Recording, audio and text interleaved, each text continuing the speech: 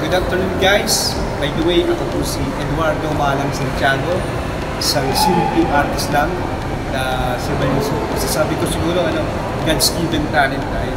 Pinapag-aralan natin, maganda naman, pero iba yung galing talaga na favor ng Lord kung nagtutuan tayo every day para sa buhay sa aming ginagawa. Eduardo Malang Santiago. Sir, paano po kayo nagsimula dito sa lineage po ng art? Honestly, bata pa lang tayo, siguro mga grade 3, grade 4, doon na ako nagsimula mag-drawing, okay, kasi tapos yung naging passion natin, so doon natin naging pananaw na, naging pangarap na para maging isang artist. Naalala ko nung high school ako, nagawa ako ng isang artwork na ako mismo yung naka-drawing, tapos with stand, yan ako mobile na pinakopya. So happy, nangyari naman sa biyaya at yun na yung naging lakad ng buhay natin. Sir, meron po bang difference yung media na ginagamit dati sa ginagamit po ngayon na present time? Malaki differences nung noon sa ngayon. Kasi, kumbaga, nagbago yung galaw ng technology ngayon, nagbago yung galaw ng mga ideas ngayon, mas gumanda, mas natuto. Although, kumbaga, napadali siya. But yung original na gawa pa rin ng kamay, katulad ng ating mga nakita ng art drawing po, is napakaina makita ma-appreciate po natin. Yun po yung isang magandang masasabi ko na magawa maraming technology ngayon na masasabi natin tawag dito, mahirap makipagsabayan, pero yung mga talento talaga galing ng mga talentong husay ng mga artist natin, sobrang mahuhusay dito talaga sila. So for me, iba pa rin yung gawa ng kamay. Sir, last na lang po, message po para sa mga new generation nating mga artists po. Okay. So, ang ating simpleng business is Edsan Gallery, which is ang ating passion, and i-share po yung God-given talent natin sa mga kabataan, maging sa ating mga matatandang, mga tatay, mga lolo, siguro, kaya pa rin. Kaya this coming days po, magkakaroon tayo ng free art workshop po dito, especially po yung mga senior citizen.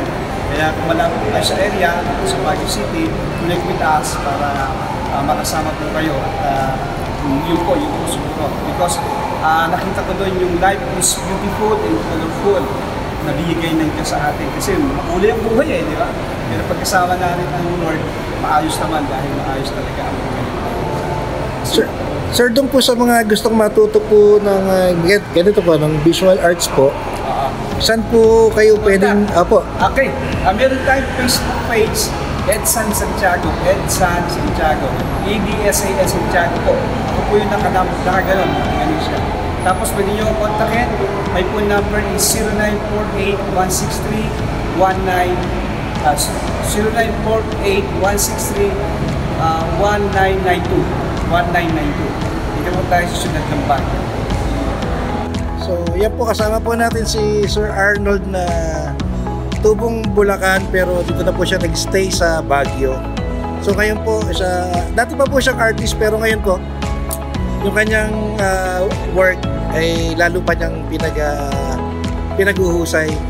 So Sir Arnold, paano po ba kayo nag-start Actually, when I started the drawing in high school, that was mga 50 years ago, something like that. And it is a vocational school kasi sa Bulacan. It is now the Bulacan State University na ngayon. So nung high school, we are taught mag-drawing ng pencil, watercolor, lahat ng oil paint and dyan. And yun yung naging start. Tapos kumuha ko ng architecture during college, which is gusto na ng tatay ko. So tatay ko namili ng course ko, hindi ako. Sir Arnold, meron po bang difference yung nung panahon nyo dati sa panahon ng mga kabataan ngayon when it comes to sa art? Sa art po? Actually, walang pinagkaiba. Yung art nung araw at saka ngayon is pareho lang. The difference is yung time frame. Yung traditional na art nung araw, siyempre, mas compare ngayon is iba na talaga. Yung iba kasi gumagamit ng computers, ng electronic gadgets to make an art. which is dati naman is puro manual. So, bali po sa medium lang nagkatalo. Parang ganun na, nagkaroon ng electronic device na which you can use in drawing also. So, Sir Arnold, last na lang po, ano po ba yung may papayo niyo po sa new generations na mga artists po dito sa atin? Everybody can draw. Huwag po kayong matakot. Kung ano yung drawing niyo, hindi siya realistic, that's okay. That is your own expression. Ang sabi nga ng kaibigan ko, kailan muscle memory yan, you have to practice on a daily basis. Practice lang po yan. Eventually, yung nagawa ko, like this one, magiging, kaya nyo rin gawin later on in life. Or much better pa. Ang the best thing, pag nag-start kayo mag-drawing, ang tanggalin nyo is yung takot. Kasi yun yung hindrance ko nung araw. Hindi ako makabuo ng drawing kasi parang inisip ko paano hindi maganda magiging result baka kung ano yung sabihin nila. So, ang advice ko is alisin niyo yung takot, then you can create a lot of things. Yun lang. Thank you po. Thank you po. Thank you. Tapos si Kuya Hello Arnold, po. taga Bulacan. Subscribe kayo, Dambuan. One Dambu. Ay, One Dambu pala balik. Oh, sorry. Saka kay One Mr. Dambu. Arnold. Mr. Arnold. Tapos yung sa akin is Baggy Vlogs. Ka-drawing. Ayan. Ka-drawing is all about drawing. Okay po. Wala kayo nyo.